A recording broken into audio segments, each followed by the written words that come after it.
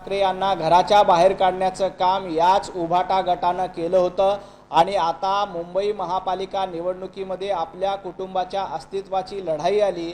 मुंबई महापालिकेमध्ये आपला पराभव समोर दिसू लागल्यामुळे आता संजय राऊत हे राज ठाकरे यांच्या घरी जात आहेत आणि राज ठाकरे यांना विनवणी करतायत की तुम्ही आमच्या सोबत या। परंतु राज ठाकरे आणि उद्धव ठाकरे एकत्र आले तरी त्याचा काहीही परिणाम होणार नाही। मुंबईमध्ये महायुतीचाच महापौर होईल हे निश्चित आहे।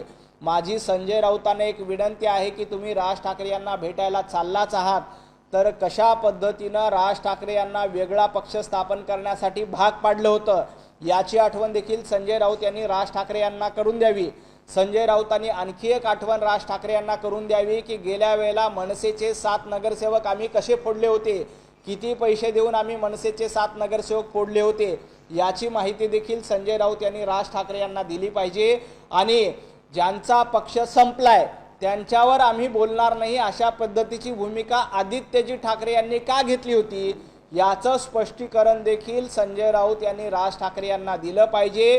ज्या पद्धतीनं 2008 साली राज ठाकरे यांना पक्षातून बाहेर काढण्याचं काम उद्धवजी ठाकरे, संजय राऊत तुम्ही मिळून केलं होतं आणि राज ठाकरे यांना बाजूला केलं होतं।